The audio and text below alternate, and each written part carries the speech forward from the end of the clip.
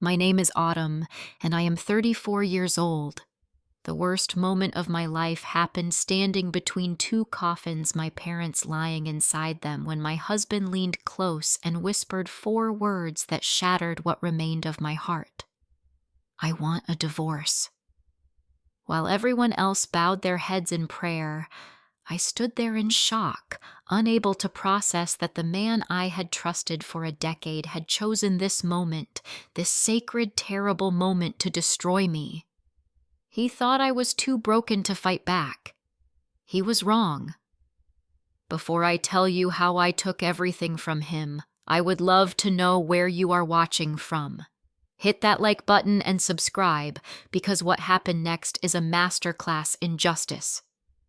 Let me take you back 10 years to when I first met the man who would become my husband. His name was Derek, and I met him at a charity gala that my parents had organized. My father, Thomas, owned a successful chain of hardware stores, 5 locations across the state, built from nothing, over 30 years of hard work. My mother, Margaret, had been a teacher before retiring, the kind of woman who remembered every student's name and still got Christmas cards from people she had taught decades earlier. I was their only child, raised in a home full of love and comfort. We were not wealthy in the flashy sense, but we were secure, stable, blessed. Derek was a financial advisor, or so he said. He came from a middle-class background and presented himself as ambitious, hardworking, determined to build something meaningful. When we met that evening, he was charming in a way that felt genuine rather than practiced. He asked thoughtful questions about my work as an event coordinator for a nonprofit organization. He listened when I spoke instead of waiting for his turn to talk. He treated my parents with respect and deference that seemed sincere. We dated for 2 years, and during that time, Derek appeared to be everything I could have wanted. He remembered small details I mentioned in passing. He showed up when he said he would. He integrated himself into my family, seamlessly attending Sunday dinners at my parents' house, helping my father with projects around the store, bringing my mother flowers for no particular reason. I thought I had found someone who understood what mattered, someone who valued family the way I did. My father had reservations, though I did not fully understand them at the time. Thomas would watch Derek with an expression I could not quite read, something between wariness and assessment. My mother defended Derek when my father expressed doubts, telling Thomas he was being overprotective, that he needed to let me make my own choices. Eventually, my father seemed to accept Derek, or at least he stopped voicing his concerns openly. When Derek proposed after 2 years together, it was romantic and intimate. He took me back to the restaurant where we had our first date, got down on one knee in front of the table where we had sat that first evening, and asked me to be his wife. I said yes without hesitation. The wedding was beautiful, a ceremony with about 100 guests, intimate enough to feel personal, but large enough to include everyone important to us. My parents paid for a significant portion of the celebration, around $50,000, which they gave as a gift because they wanted us to start our marriage without debt. The first few years seemed perfect. Derek's career was advancing. He received a promotion at the investment firm where he worked. I continued my work with the nonprofit, organizing fundraisers and community events. We bought a house together with a generous 20% down payment that my parents gave us as a wedding gift. We hosted holidays, went on vacations, built what I thought was a solid foundation for our future. We fell into comfortable rhythms. Family dinners every other Sunday at my parents' house. Phone calls with my mother during the week to discuss recipes or share stories. Visits to the hardware stores where my father would walk me through new inventory or ask my opinion on business decisions. Derek participated in all of it, or so it appeared. He showed up, he smiled, he played the role of devoted son-in-law. Around year 5, subtle shifts began that I noticed, but could not quite name. Derek started working later hours more frequently. He took more business trips that seemed to stretch longer than necessary. He became less enthusiastic about family gatherings, finding reasons to skip dinners or arrive late. His focus turned increasingly toward money, toward finances, toward questions about my parents' business that seemed slightly too probing. He would suggest to my father that the stores needed modernization, that Thomas should expand more aggressively, that conservative approaches were outdated in the current market. My father listened politely but declined to take Derek's advice. Thomas had built his business on careful planning and sustainable growth. He was not interested in risky expansions or debt-financed ventures. I could sense tension building between them, but I assumed it was normal friction between a father and son-in-law with different business philosophies. In year 7, my father was diagnosed with early-stage heart disease. It was manageable with medication and lifestyle changes, but it was frightening. Around the same time, my mother's arthritis worsened considerably, slowing her down and causing her pain that she tried to hide. I became more involved in helping them, particularly with decisions about the business, as my father's health made the physical demands harder. Derek seemed supportive on the surface, but he made comments that bothered me. "Your parents are holding on to that business too tightly. They should sell while it still has value. We could help them retire comfortably." The way he phrased things, always including himself in decisions about my parents' assets, made me uncomfortable. I told him the business was their legacy, that they were not ready to let it go. He backed off verbally, but I sensed resentment simmering underneath. Year 8 brought a crisis when my father had a minor heart attack. He recovered, but it scared all of us deeply. That was when Derek's behavior shifted more dramatically. He pushed harder about the business, suggesting I should become more involved in my parents' financial planning, making pointed comments about inheritance and securing our future. These conversations made my skin crawl. I shut them down whenever they started, but Derek kept returning to the topic in different ways. By year 9, my mother's health was declining noticeably. Her arthritis had progressed to the point where she needed help with daily tasks. I spent more time at their house, more time managing their needs, more time away from Derek. He complained that I was neglecting our marriage, that I cared more about my parents than about him. We argued frequently. I tried to explain that they needed me, that this was temporary, that I could not abandon them. Derek's response was always the same cold assessment disguised as concern. Then came year 10, and everything fell apart in the most devastating way possible.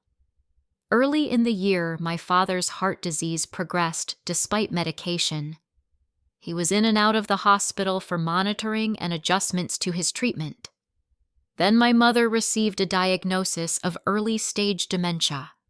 Watching her confusion on bad days, seeing her struggle to remember things she had always known, broke my heart into pieces I did not know how to put back together. I became their primary caregiver alongside the professional help we hired. Derek's complaints intensified, but he maintained his facade when around my parents. In the middle of that terrible year, my parents updated their will. They told me privately that the business and their other assets would come to me a total estate value of approximately $2 million. They wanted me to continue their legacy or sell and use the money wisely. I was emotional hearing this, not because of the money, but because it represented everything they had built, everything they believed in, everything they were trusting me to honor. I mentioned it to Derek one night, thinking he would be supportive, or at least understanding. His reaction was sympathy on the surface, but I saw something else in his eyes. Calculation. Assessment. He suggested we should start planning for when the time came. The way he talked about my parents' deaths like they were inevitable events to prepare for rather than losses to dread made me feel physically ill. Late in the year, both of my parents' conditions worsened rapidly. My father was hospitalized multiple times for heart complications. My mother fell at home and broke her hip, requiring surgery that was complicated by her overall fragile state. There was one horrible week when they were both in the hospital simultaneously, my father in the cardiac unit and my mother recovering from hip surgery in the orthopedic ward. I practically lived at that hospital running between rooms, trying to be present for both of them. Derek visited once during that week. He stayed for 30 minutes and complained about how expensive parking was. Then came the day that destroyed me. My father passed away early one morning, his heart finally giving out despite all the medical intervention. I was holding his hand when he took his last breath. That same evening, my mother, already weakened from surgery and deeply confused by her dementia, passed away as well. The hospital staff told me that sometimes couples who had been together for decades go within hours of each other, that they cannot bear to be separated. I was completely shattered. Derek arrived at the hospital after both my parents had already died. He claimed he had been in an important meeting that he could not leave. I was too numb with grief to question it or to be angry about it. I just needed to get through the immediate tasks, the paperwork, the decisions about funeral arrangements. 3 days after my parents died, I was functioning in a fog of grief so thick I could barely see through it. Derek suddenly became helpful in ways he had not been during their illnesses. He took phone calls from relatives, he made arrangements with the funeral home, he handled logistics that I could not process. I was grateful for his support, thinking that perhaps the shock of losing them had made him realize he needed to step up. But I noticed him asking specific questions about the estate, about the will, about asset transfers and timelines. At the time, I was too consumed by sadness to register what those questions meant. I should have been paying attention. The day of the funeral arrived gray and cold. The small church my parents had attended for 40 years was packed with people whose lives they had touched. Hardware store employees who had worked for my father for decades. Former students who remembered my mother's kindness and patience. Neighbors and friends and community members who wanted to pay their respects to two people who had lived with integrity and generosity. I wore a simple black dress that my mother had always said looked lovely on me. My hair was pulled back in a bun. No amount of makeup could hide the swelling around my eyes from 3 days of constant crying. Derek stood beside me in a black suit, his arm around my shoulders, playing the role of the supportive husband for everyone watching. The service was beautiful in the way that funerals can be full of memories and love and sadness. The minister spoke about my father's integrity and his commitment to ethical business practices. A former student of my mother's shared a story about how Margaret had helped her through a difficult time, how she had believed in her when no one else did. I was supposed to give a eulogy for both of them, but when I stood at the podium, my legs would not hold me and my voice would not work. Derek offered to speak instead. I nodded grateful and sat back down in the front pew while he walked to the front of the church. His eulogy sounded perfect. He talked about family values, about legacy, about love that transcends death. But even through my grief, I felt something off in his tone, something performative rather than genuine. I could not place what bothered me, so I dismissed it as my own emotional state distorting everything. After the service, we drove to the cemetery for the graveside ceremony. 2 caskets sat side by side on platforms above the graves that had been prepared for them.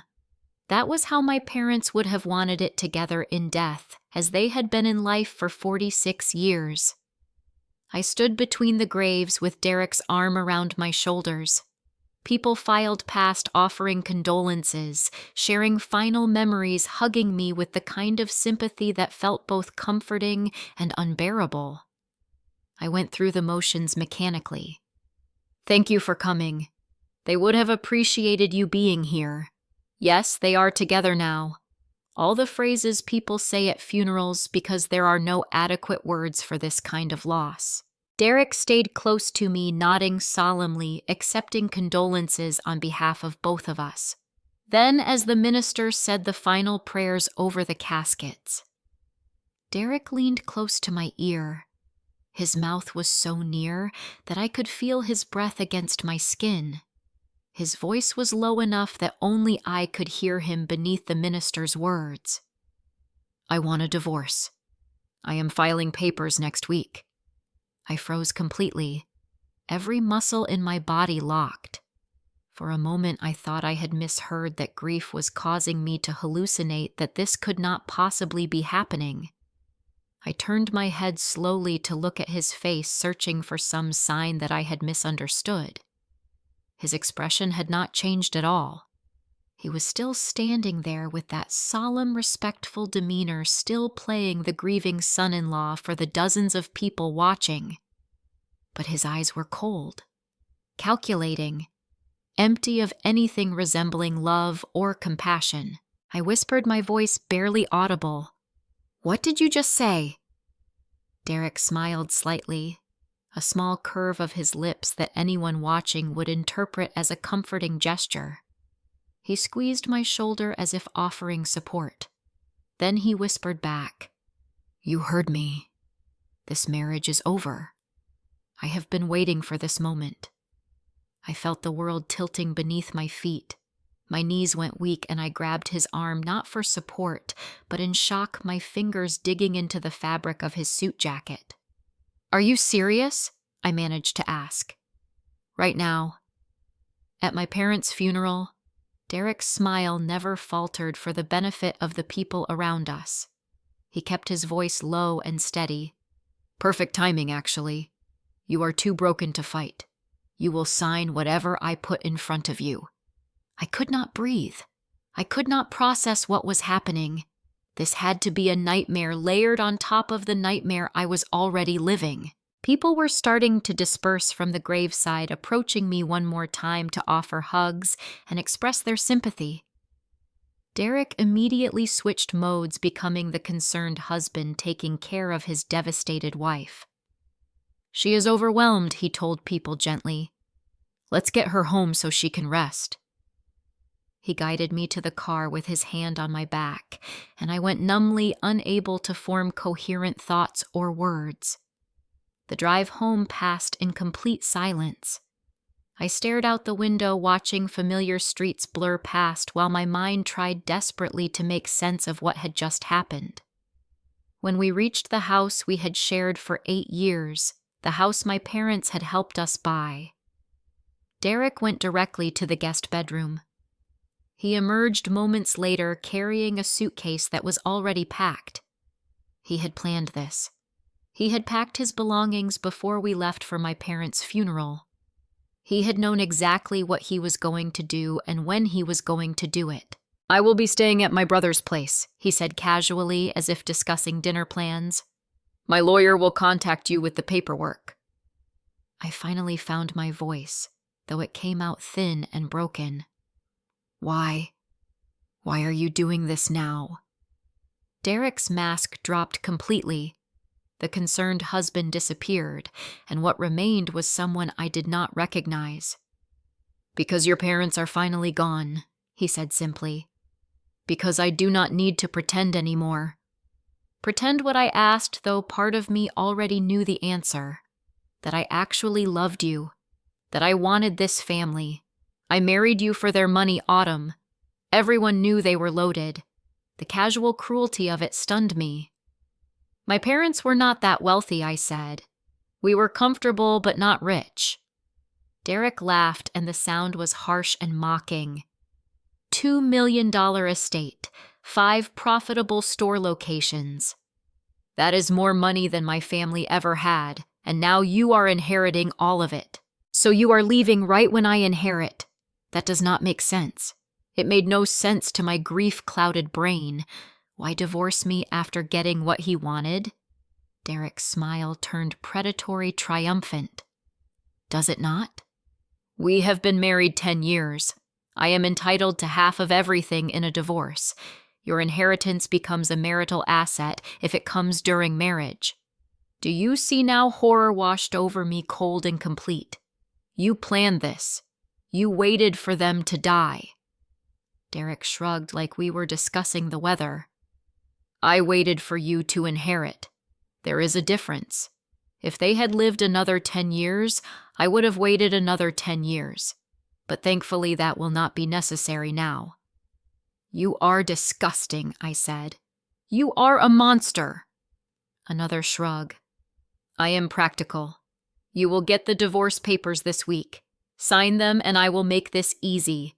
Fight me and I will drag it out, make it expensive and take everything anyway. Your choice. He walked toward the door, picked up his suitcase and left. Just like that. He closed the door behind him and was gone. I collapsed onto the floor where I stood. The grief of losing my parents and the betrayal of losing my husband crashed over me simultaneously, and I could not tell where one pain ended and the other began.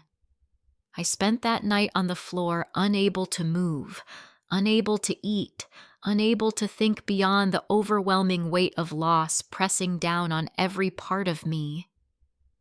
The next morning, Derek's lawyer sent formal divorce papers via email. I opened them with shaking hands and read the terms. 50-50 split of all assets, including inheritance. The business was valued at approximately $1.8 million. Derek was demanding $900,000 from that plus half of our other marital assets, including the house savings accounts and investment portfolios.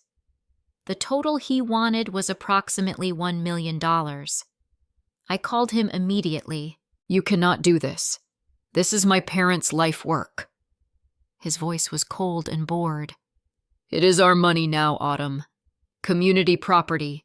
Sign the papers or I will make your life hell. He hung up before I could respond.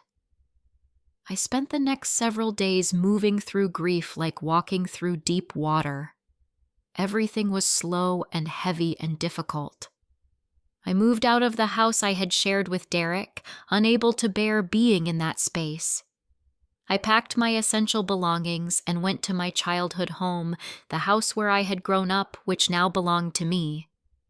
Sleeping in my old bedroom, surrounded by remnants of happier times, only made everything hurt more. I met with the estate lawyer, a man named Mr. Harrison, who had handled my parents' affairs for 20 years. He was in his 60s with kind eyes and a calm demeanor. He went through the will with me, confirming the inheritance. Everything was straightforward. The business, the house, the savings, the investments. All of it came to me as their only child. Then I asked the question that had been haunting me. Can Derek really take half of this? Mr. Harrison's expression grew troubled. I am sorry, Autumn. If you had inherited before your marriage or after the divorce was finalized, it would be completely separate property. But inheriting while married, especially in a community property state, gives him a strong legal claim. He could potentially get a significant portion in the settlement. I felt hope dying inside me. So he wins. He gets everything he wanted. Mr. Harrison paused, studying me carefully. However, if you can prove he married you under fraudulent pretenses, if you can show he specifically targeted you for financial gain, that changes everything. Fraud can invalidate claims to marital property. Something sparked in my mind through the fog of grief. I remembered my father's wariness of Derek from the beginning. I remembered the questions my father used to ask, the way he watched Derek at family gatherings. Had my father known something? Had he seen through Derek when the rest of us were blind? I went back to my childhood home that evening and began going through my parents' belongings. I had been avoiding this task because it hurt too much to touch their things, to see their handwriting, to smell their scents on their clothing. But now I had purpose driving me forward. I started with my father's desk in his home office. In the bottom drawer locked, I found something that changed everything. The key was in my mother's jewelry box, exactly where she had always kept important small items when I was growing up. I unlocked the drawer and inside found a folder labeled simply, "Derek Concerns." My hands trembled opening it. Inside was a private investigator's report dated 7 years earlier. My father had hired someone to look into Derek's background. What I read made me sick to my stomach. Derek had been in a serious relationship before me with a woman named Catherine. She was also an only child of a wealthy parent who owned a successful restaurant business. Derek had dated Catherine for 3 years, and they had gotten engaged. 1 week before their scheduled wedding, Catherine's father discovered that Derek had been embezzling from the restaurant. Derek had convinced Catherine to give him access to company accounts under the guise of investment opportunities, and he had stolen over $100,000. The wedding was called off immediately. Catherine's father chose not to press criminal charges to avoid the scandal and public embarrassment. Derek moved to a different city to start over. That city was where he met me. The report also detailed Derek's real financial situation when we met. He had significant gambling debts. Multiple credit cards were maxed out. He had been lying about his job title and salary. What he called an investment firm was actually a small commission-based financial advisory position with minimal steady income. Throughout the report, my father had written notes in his neat handwriting. Should I tell Autumn she loves him?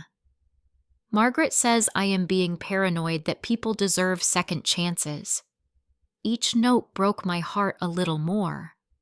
Then I found a note dated just 1 week before my father died. If you are reading this, Autumn, I am sorry. I should have told you. I wanted to believe people could change. I was wrong. Be careful. Protect yourself. The business and money are yours. Do not let him take it. I love you. I broke down sobbing, clutching the folder to my chest. My father had known. He had tried to protect me even though he was dying. He had left me this evidence, this tool to fight back, and I was going to use it.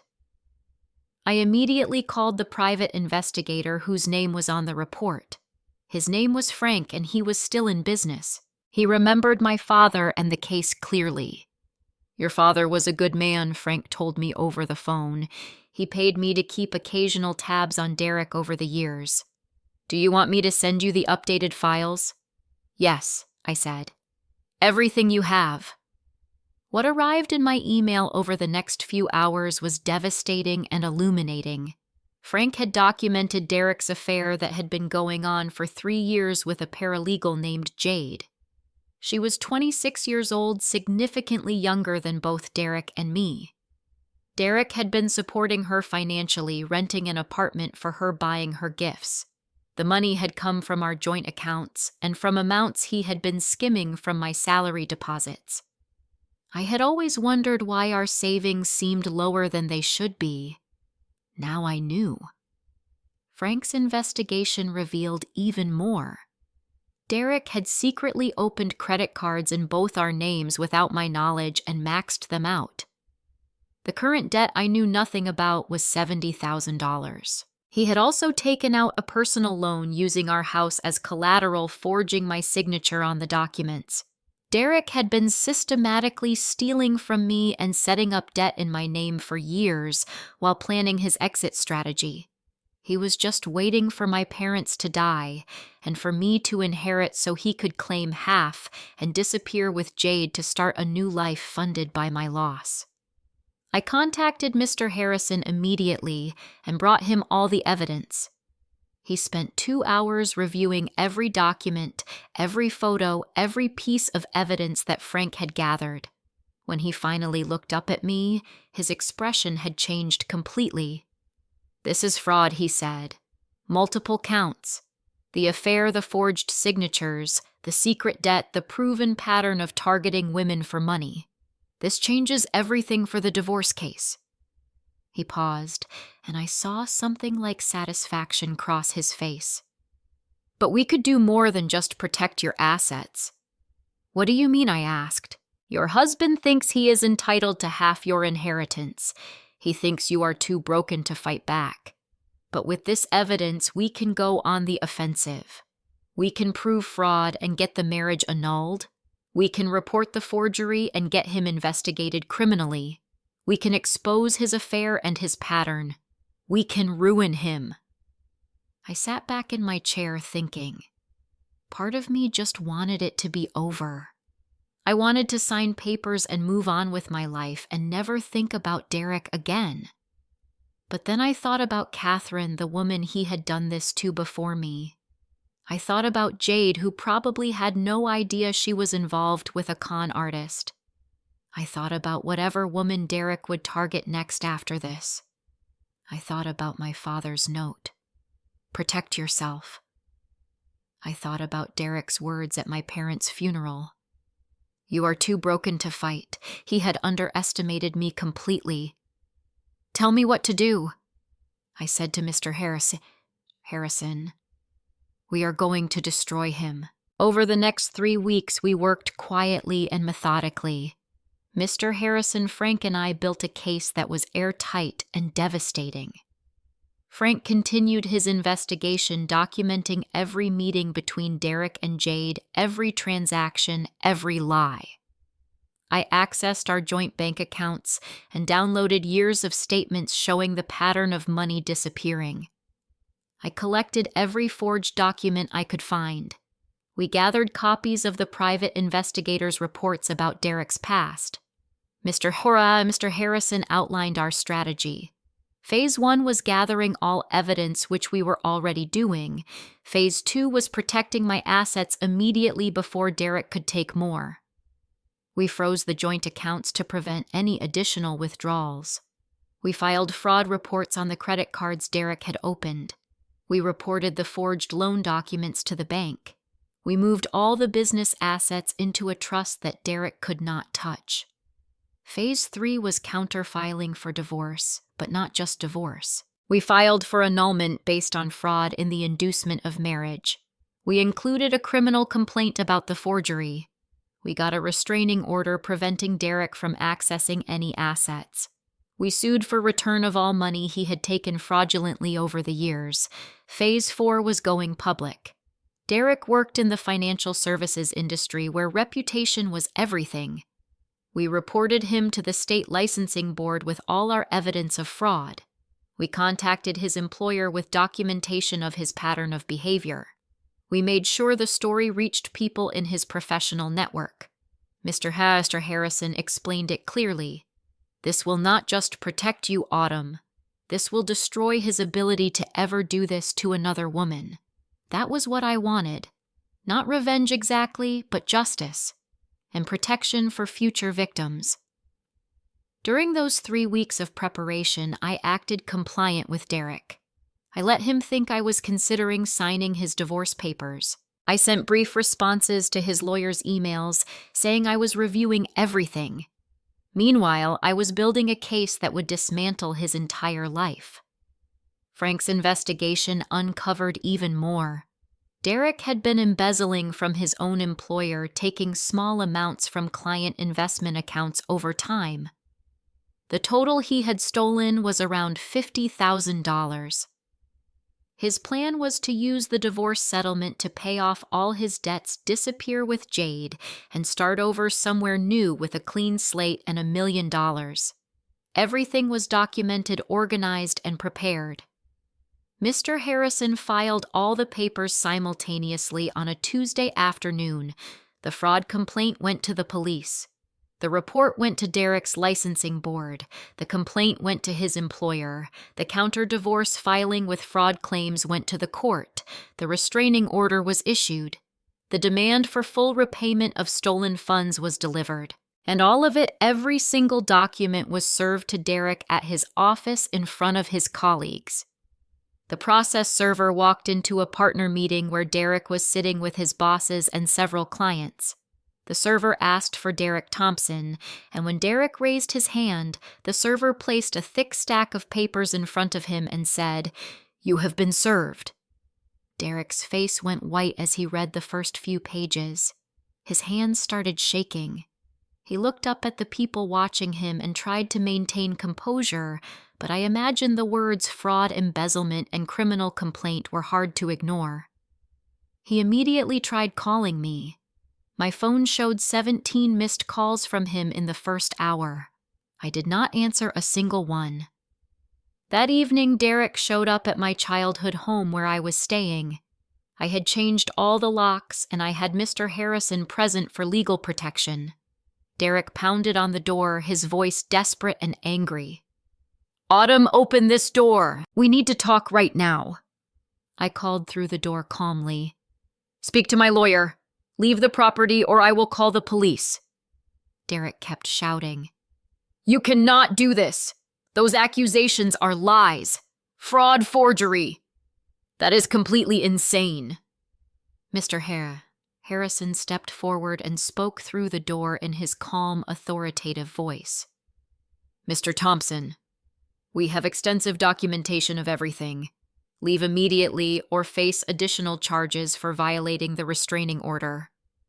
Derek tried switching tactics, his voice becoming pleading. "Autumn, please.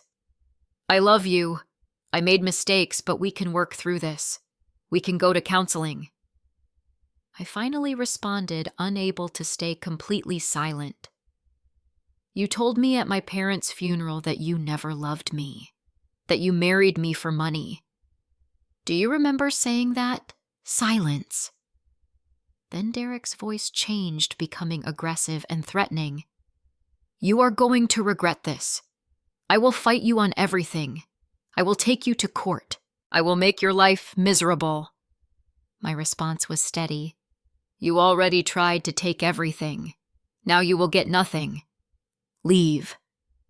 Derek finally left, but the consequences were already cascading down on him.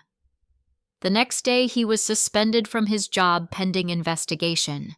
His employer went through their records and discovered the embezzlement quickly once they knew to look. The amount was actually $75,000 more than initially estimated. They filed criminal charges immediately. The state licensing board suspended his financial advisor license while they investigated. Within 1 week, they revoked it permanently based on the evidence of fraud and embezzlement. His employer fired him for cause, which meant no severance, no benefits, and immediate termination. They also sued him civilly for return of the stolen funds plus damages. The professional consequences spread through his industry like wildfire. His colleagues learned everything about the affair, the fraud, the pattern of targeting wealthy women. Derek's reputation in the financial community was destroyed completely and irreversibly. Without his license, he could never work in finance again. Without references, he could barely work anywhere. His personal life collapsed just as quickly. Jade, his girlfriend, discovered the truth about his financial situation and his schemes. She learned about his debts, his lies, his pattern with Catherine and me. She broke up with him immediately and moved out of the apartment he had been paying for. Derek was stuck with a lease he could not afford and no one to help him cover it. The joint credit cards that Derek had maxed out fraudulently came back to haunt him. Once I proved to the credit card companies that he had opened them without my knowledge and forged my signature, they went after him specifically for the full amounts. Debt collectors started calling him constantly. The bank sued him over the forged loan, demanding immediate repayment of the full amount, plus legal fees and penalties. Derek had no money, no job, and no prospects.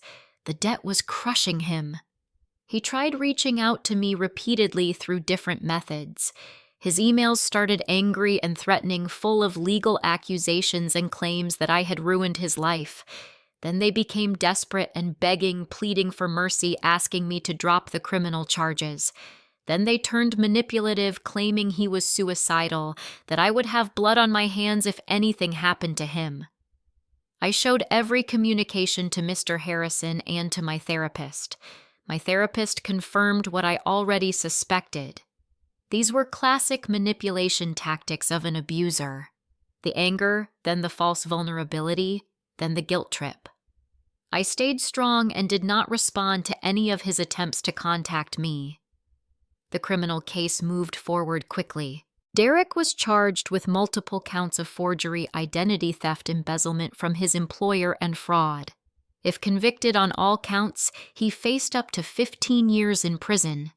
He could not afford a competent lawyer, so a public defender was assigned to his case.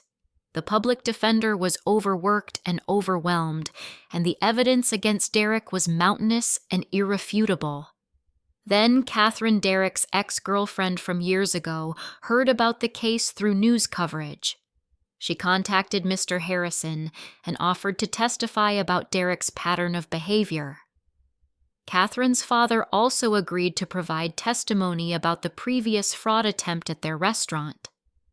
Derek's defense crumbled before it even began. He tried to negotiate a plea deal to avoid prison time. The prosecution offered terms: full restitution to all victims, 5 years of supervised probation, a permanent criminal record, and community service. But Derek could not afford the restitution. He owed $75,000 to his former employer. He owed $70,000 from the fraudulent credit cards and loans. He owed $50,000 to me for stolen marital funds. He owed mounting legal fees. The total was nearly $200,000. He had no job, no assets, no savings, and no way to pay any of it. His family did not have money to help him. His brother, who Derek had been staying with, kicked him out after learning the full truth of what Derek had done.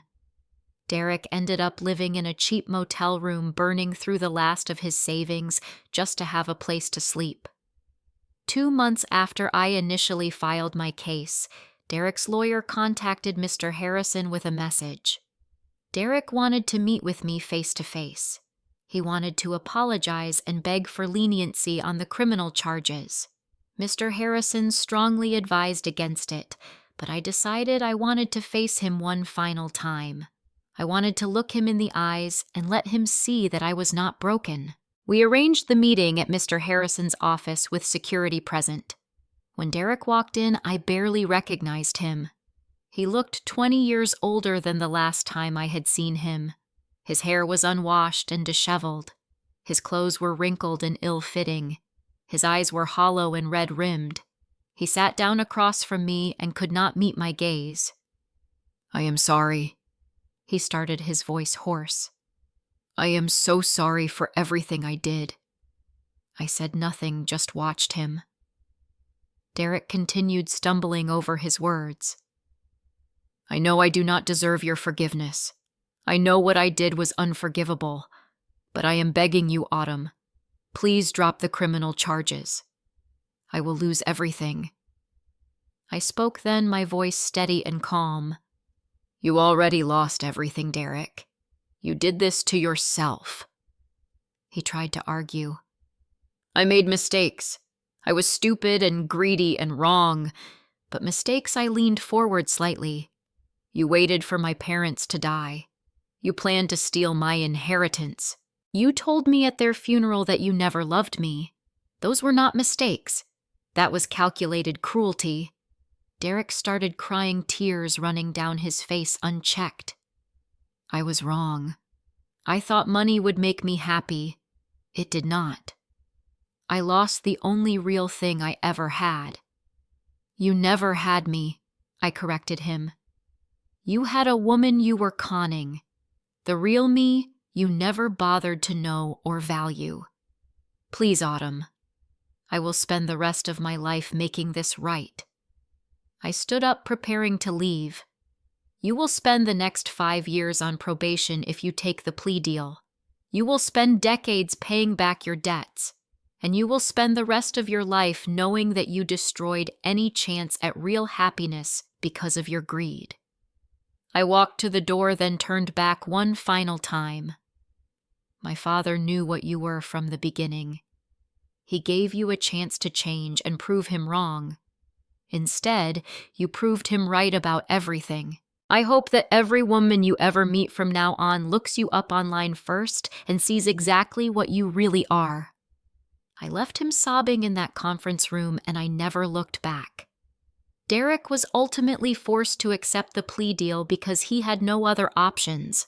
5 years of supervised probation, $200,000 in restitution payments at $200 per month for essentially the rest of his life, 500 hours of community service, a permanent criminal record, a lifetime ban from ever working in financial services, and a requirement to disclose his criminal history to any future employer.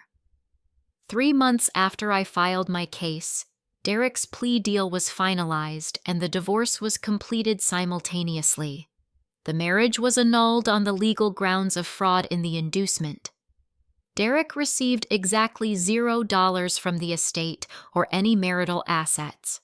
All the joint debts he had created fraudulently were assigned entirely to him. The house was awarded to me completely with no buyout required. Derek was ordered to pay me $50,000 for stolen marital funds, an amount that would be added to his already impossible restitution requirements. Derek's life after sentencing was exactly what he deserved. He moved into a tiny studio apartment in a rough neighborhood, the only place he could afford on his limited income. He worked 2 minimum wage jobs, a day shift at a fast food restaurant and a night shift at a warehouse just to survive. His total annual income was around $25,000. After restitution payments, taxes, and basic living expenses, he had almost nothing left. He had no car and took the bus everywhere. He had no social life and no dating prospects. His criminal record showed up on every background check, preventing him from getting better employment or moving to a better apartment. His credit score was destroyed. He used a basic prepaid phone because he could not qualify for a contract. He was living in a prison of his own making, and he would be for decades. His reputation in the community was permanently ruined. The local news had covered the story with headlines like "Financial Advisor, Defrauds Employer and Wife." Those articles remained searchable online forever. Anyone who Googled his name found the full story of his crimes. His professional networks had completely shunned him. His LinkedIn profile had been removed by the platform for fraud. He was unemployable in any professional capacity. His family relationships were destroyed too. His parents were ashamed and maintained only minimal contact. His brother refused to speak to him at all. Extended family members learned the truth and cut him off entirely. Even Jade, his former girlfriend, had written a detailed blog post about her experience with him, calling him a con artist and warning other women to be careful. Her post went viral and added another layer to Derek's ruined online presence. 6 months after his sentencing, Derek sent me a letter through the court system, the only approved method of contact given the restraining order. I read it with Mr. Harrison present. Derek wrote about his current miserable circumstances, which he acknowledged he deserved. He wrote about finally understanding what he had lost, though I noticed he still made it about him losing me rather than about him being a predator. He claimed to be grateful that I had stopped him before he hurt anyone else. He said he hoped I was happy and healing, but there was still a self-centered quality to the letter that told me Derek would probably never truly understand the depth of what he had done. I filed the letter with all the other evidence, creating a permanent paper trail in case he ever tried to claim rehabilitation or attempted to target another woman. Meanwhile, my life was rebuilding in beautiful and meaningful ways. I took over my parents' business and ran it better than it had ever run before. I kept all the longtime employees who had been loyal to my father. I modernized the operations carefully, using some of the expansion ideas that Derek had suggested years ago, but implementing them properly and sustainably. I opened a sixth location in a neighboring town, and it thrived. The business was growing profitable and stable, everything my father had built it to be. I sold the house I had shared with Derek because I could not stand the thought of living there anymore. I used the money from that sale to renovate my childhood home, making it fully mine while still honoring my parents' memory in every room. I established a scholarship fund in my parents' names, providing full-ride scholarships to first-generation college students. The fund was supported by profits from the business. In the first year, 3 students received scholarships. By the second year, we had expanded to 10 students. These scholarships were my parents' legacy, continuing to change lives even after they were gone. I started volunteering with an organization that helped fraud victims navigate the legal system and rebuild their lives. I shared my story when appropriate, sometimes anonymously to protect my privacy, sometimes publicly to show others that fighting back was possible. I helped connect victims with resources, lawyers, and support networks. I taught workshops on recognizing warning signs of financial abuse. I went to therapy consistently, working through the grief of losing my parents and the trauma of Derek's betrayal. I learned to separate my self-worth from other people's opinions and actions. I learned healthier relationship patterns. I learned that trusting again was possible, but it required time and patience. My social life slowly rebuilt. I reconnected with friends that Derek had gradually isolated me from over the years. I joined a book club for the love of reading without any pressure. I started taking pottery classes, something I had always wanted to try but never made time for. I traveled to Italy, Japan, and Peru, places I had dreamed about but never visited. 1 year after I filed my case against Derek, I sat in my parents' favorite chairs in the family home. I could feel their presence everywhere, in the photos on the walls, in the way the evening light came through the windows, in the memories held in every corner. I thought about Derek in his studio apartment working his minimum wage jobs. I felt no satisfaction in his suffering, but I felt profound peace in knowing he could not easily hurt anyone else. The restitution payments arrived every month like clockwork, $200 that meant almost nothing to me financially. I donated every payment to organizations that helped fraud victims. I did not need his money, but I wanted it to help people who were going through what I had survived. Catherine, Derek's previous victim, reached out to me and we met for coffee. We bonded over our shared experience. Catherine told me she wished she had fought back the way I did instead of just trying to make everything go away quietly. I told her about thinking of her and future victims when I made the decision to destroy Derek's ability to continue his pattern. We became friends, supporting each other's continued healing. 1 year after everything exploded, a local newspaper ran a follow-up story with the headline, "Local Woman Turns Tragedy into Triumph." The article focused on the scholarship fund, the business success, and my advocacy work. I agreed to a brief interview using only my first name. My quote in the article was simple. "My parents taught me that integrity matters more than money. My ex-husband showed me what happens when someone chooses greed over character. I chose to honor my parents by building something good from something terrible." The article mentioned Derek only in passing. Ex-husband serving probation for fraud-related charges, paying restitution, declined to comment. The public response to the article was overwhelmingly positive. Hundreds of people commented their support. Other fraud victims reached out to share their stories and thank me for showing that fighting back was possible. The business community respected how I had turned around my parents' company.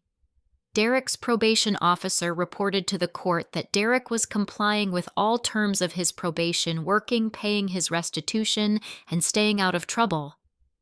But the officer noted that Derek appeared deeply depressed, isolated with no support system.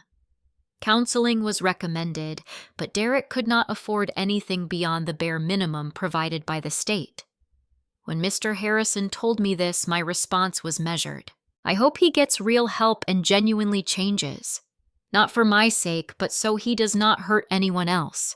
But his healing is not my responsibility.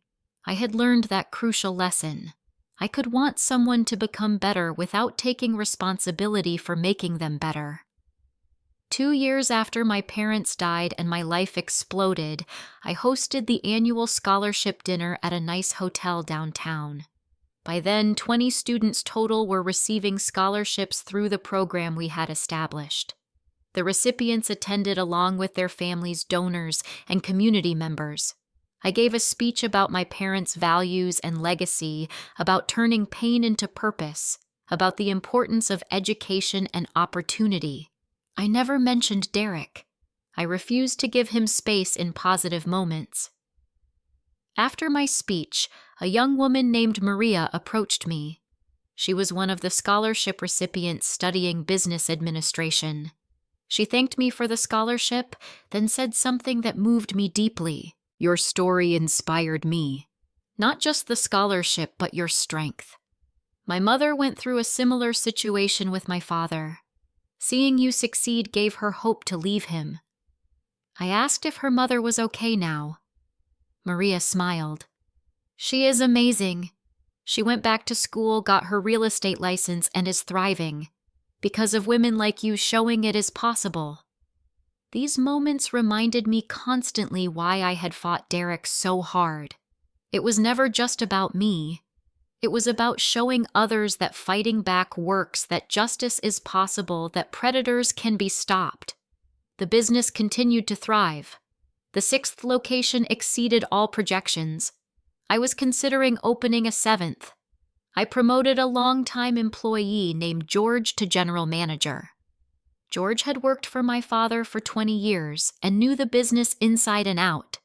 This promotion freed me to focus more on expansion planning and the scholarship program. I also started consulting with other family businesses about succession planning and asset protection. My experience with fraud made me a valuable advisor to others navigating similar concerns. My personal life evolved naturally without force or pressure. Through my pottery class, I met a woman named Sylvia who became a close friend. Sylvia was a widow who understood grief about losing a spouse, though her circumstances were different from mine.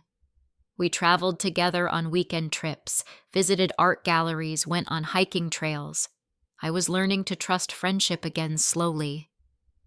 My therapist noted major progress in my healing. I was no longer hypervigilant about people's motives. I could accept kindness without immediate suspicion. I was opening up about vulnerability again. I was recognizing that Derek was an exception, not the rule for human behavior. At the pottery studio, the instructor named Will often chatted with me during classes. Will was around my age and taught pottery while also working as a freelance graphic designer. Our conversations stayed casual and friendly for months. Then one evening, Will asked if I wanted to grab coffee after class. My immediate reaction was panic.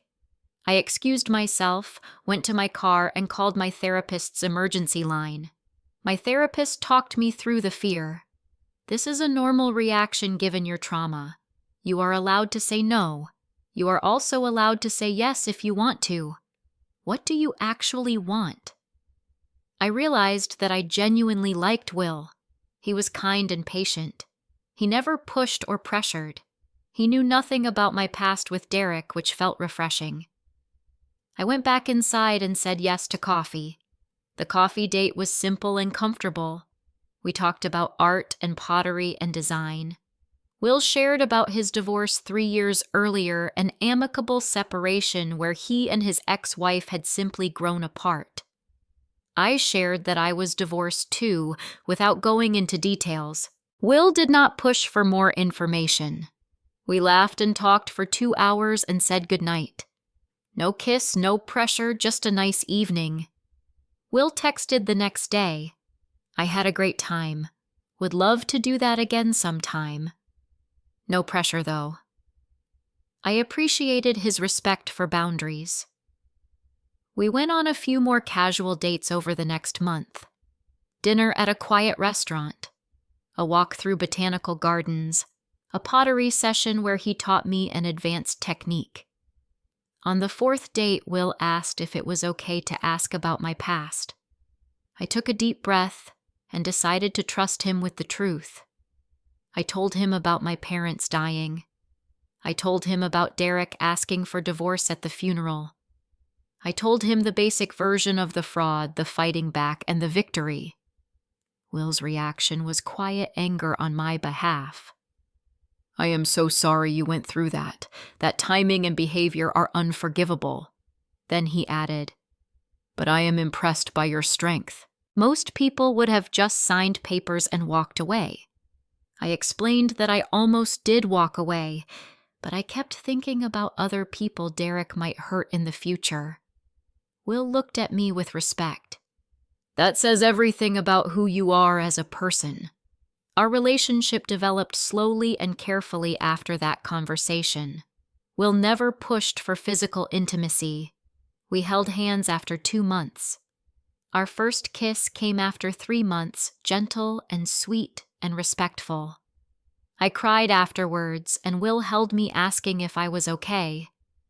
I explained they were happy tears because I had forgotten what it felt like to be treated well. 6 months into dating, Will met some of my friends.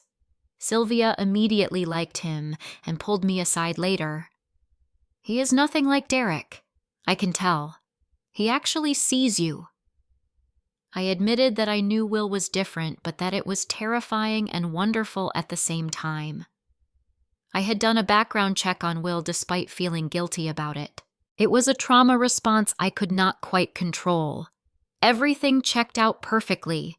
Clean record, honest about his past, genuinely good person. When I confessed to Will that I had checked his background, he surprised me with his response. Given what you went through, I completely understand. I would probably do the same thing in your position. Did I pass the check? I laughed and confirmed that he passed with flying colors. Will smiled. Good. Because I am falling for you, and I want you to feel completely safe with me. That was the moment I knew this might actually work. Meanwhile, Derek's life remained stuck in place. 3 years into his 5-year probation, he was still working the same 2 minimum wage jobs, still living in the same tiny apartment, still just barely surviving. He paid his restitution regularly because missing payments meant going to prison, but he was essentially living in poverty. He had no relationships, no friendships, complete isolation. I heard these updates occasionally through Mr. Harrison. I felt only detachment now. No anger and no satisfaction, just acceptance that Derek was living with the consequences of his own choices. During the holiday season, 3 years after my divorce, I hosted Christmas at my house for the first time. It was a small gathering of people I loved and trusted. Sylvia and Will were there along with a few close friends and some of the scholarship students. The house was decorated with my parents' favorite traditions honored in every detail. During dinner, I looked around the table at these good people and felt profound gratitude. After everyone left, Will stayed to help clean up. You know what I love about you? He asked while washing dishes. I asked what? You turned something terrible into something beautiful. This house, the business, the scholarships, the way you help people. You could have become bitter and closed off, but instead you became better and more open. I smiled at him. I had good examples to follow. My parents showed me how to live with integrity. Derek showed me exactly how not to live. I chose to follow the right example. Will kissed my forehead gently. I am grateful that you did. Later that night, alone in my room, I wrote in my journal about how 3 years ago I had been standing at my parents' funeral hearing. Derek asked for divorce thinking my life was ending. Instead, it had been the beginning of something new. I had lost my parents, and I still grieved them every day. I always would. I had lost a husband, though he had never really been there in any authentic way, but I had gained so much more.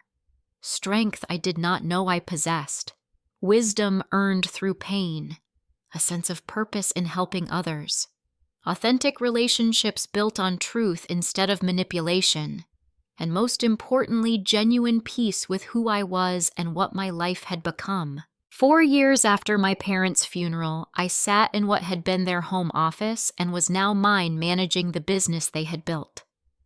I looked at the family photos on the wall showing happier times, my parents' wedding photo, pictures from my childhood, holidays and vacations, and ordinary moments that had seemed insignificant then, but were precious now. I thought about how much had changed in 4 years and how much I had changed. My relationship with grief had evolved into something I could carry without being crushed by it. I still missed my parents every single day. Certain songs or smells or small moments would bring sudden tears, but the pain had softened into a bittersweet love that I could hold gently.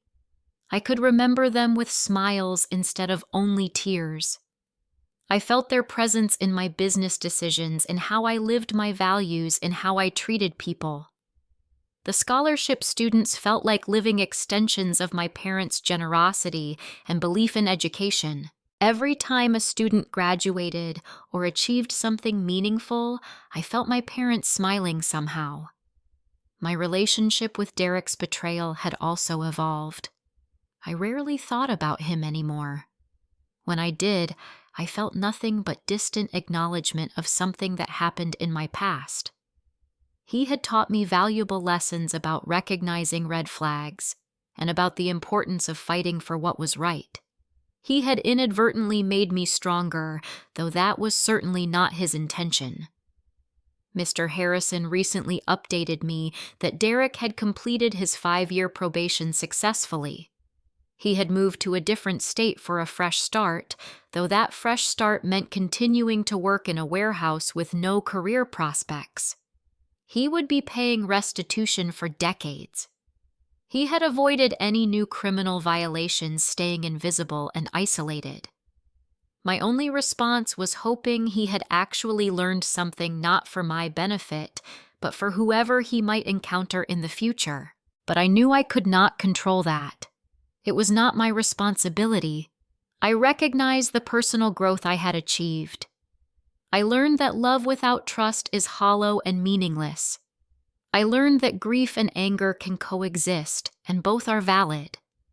I learned that patience with the healing process is crucial, and rushing it helps no one. I learned that fighting back does not mean becoming cruel, it means demanding justice. I learned that vulnerability is actually a strength, not a weakness to be hidden. My relationship with Will was continuing to develop beautifully. We had been dating for over a year now. He had suggested moving in together, but I said I was not ready yet. Will understood completely without taking it personally. We talked about the future in loose, open terms. Maybe marriage someday, maybe children, maybe just a committed partnership without legal paperwork. There was no pressure and no timeline, just authentic love developing at its own pace. The business had expanded to 7 locations now. The scholarship program supported 30 students with plans to include graduate students in the next academic year. My advocacy work consulting on fraud prevention had grown. I spoke at workshops and conferences sharing my story to help others recognize warning signs and protect themselves. At one workshop, a young woman approached me afterward looking troubled. She told me that her boyfriend had been asking strange questions about her family's money. After my talk, she recognized patterns I had described. She asked what she should do. I told her to trust her instincts to investigate quietly to protect herself first and worry about being wrong later. She thanked me and left with determination in her eyes. 3 months later, she emailed to say she had discovered her boyfriend had a criminal history of financial fraud and had been targeting her. She had ended the relationship before he could hurt her. "You saved me," she wrote. "Thank you." These moments gave my pain purpose. By fighting Derek publicly, by refusing to be silenced or shamed, I had created a roadmap for others to follow. Every person I helped felt like honoring my parents' legacy of looking out for the community. I often thought about my father's letter, the one I had found in his locked drawer. Protect yourself. Don't let him take it. I had protected myself and everything my father built. I knew he would be proud. I thought about my mother's kindness and her tendency to see good in everyone. But Margaret had also taught me through her life that kindness does not mean accepting abuse. You can be compassionate and still have boundaries. You can want the best for people and still refuse to let them destroy you. I honored both of those lessons daily. Writing in my journal, I articulated the lessons I had learned through this entire journey. Trust should be earned gradually, not given freely. But past betrayal should not make you incapable of ever trusting again. The right people will prove themselves worthy over time. Grief and anger can actually fuel positive action when channeled properly. Transform pain into purpose, rather than letting it consume you from the inside. Fighting back is not about revenge or cruelty. It is about justice and protecting others from predators. There is nobility in stopping someone from continuing a pattern of harm. Your parents' love does not end with their death. It continues living in the values they taught you and in the choices you make to honor them. You cannot control whether someone tries to destroy you, but you absolutely can control whether they succeed in that destruction. Healing is never linear. Some days you will feel strong and capable. Other days you will feel broken and lost. Both experiences are valid and okay. The key is to keep moving forward even on the hard days. The best response to betrayal is not obsessing over the betrayer's downfall, but building something beautiful from the ashes they left behind. Your worth is not determined by people who failed to see your value. Derek's blindness was entirely his loss, not a reflection of any deficit in me. One quiet evening, I visited my parents' graves. I brought fresh flowers and sat on the grass beside their headstones. I talked to them like I did regularly, updating them on my life. "I did it, Mom and Dad. I protected what you built. I stopped him from taking everything. And I am okay now. Better than okay, actually. I am genuinely happy. Derek is completely gone from my life. He cannot hurt me anymore, and he will have a much harder time hurting anyone else with his criminal record following him everywhere. I met someone. His name is Will. You would really like him. He is patient and kind and real. He actually sees me for who I am. I am taking things slowly, but I think maybe someday there could be a future there. The business is thriving. 7 locations now.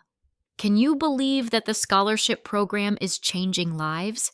30 students this year, young people who remind me of you both, who have integrity and determination and dreams. I miss you every single day. I wish you were here to see all of this. But I feel you with me anyway. In every decision I make, in every student who succeeds, in every time I choose integrity over convenience. Derek thought he won when he asked for that divorce at your funeral. He thought I was too broken to fight back. He was wrong about everything. I was broken, but I was also your daughter, and you taught me to be strong even when strength feels impossible. Sitting there in peaceful silence, I felt complete acceptance of everything that had happened. Not peace because my life was perfect, but peace because I had fought for what mattered and won. My final reflections as I drove home that evening centered on how 4 years ago my entire life had shattered. I stood at a funeral hearing my husband demand a divorce. I inherited money that had attracted a predator. I discovered the full extent of betrayal and fraud and calculated cruelty. I could have signed those papers and walked away, letting Derek take whatever he wanted. But I fought back with everything I had, and in fighting, I became someone stronger than I knew I could be, someone my parents would be proud of, someone I was proud to be when I looked in the mirror. Derek got exactly what he deserved, which was nothing. Not the money, not the wife, not the respect, not the comfortable future he had planned. Just consequences and the empty life he had created through his own choices. I got something entirely different. Not revenge or satisfaction in watching someone suffer, but justice and peace and personal growth and real love and meaningful purpose. I got to rebuild my life on a foundation of truth instead of lies. I got to become the woman I was always meant to be, the person my parents raised me to be before Derek tried to break me. My message to anyone listening who has been betrayed by someone who should have loved them is this: you are stronger than you think you are right now. You deserve better than what you received. Fighting back is not cruel, it is necessary and right. Your pain can become your purpose if you choose to transform it. Your trauma can teach you wisdom you would never gain otherwise. Your losses can lead to gains you cannot yet imagine. Stand up for yourself even when you are scared. Protect what matters to you. Demand justice when you have been wronged. Build something beautiful from the ruins of what was destroyed. Because people like Derek ultimately destroy themselves through their own greed and cruelty. You just have to make sure they do not destroy you in the process. And 4 years later, I can say with complete certainty that I did not let him destroy me. I am still standing. I am thriving. And that is the greatest victory of all. Have you or someone you know experienced financial betrayal in a relationship? What would you have done in my situation? I would love to hear your thoughts in the comments below. Please like this video and subscribe to the channel so you do not miss future stories. And if this story resonated with you, please share it with anyone who might need to hear that fighting back is possible and that justice can prevail. Thank you so much for listening to my story, and remember that you are stronger than whatever tried to break you. I am wishing you all healing and happiness on your own journey forward.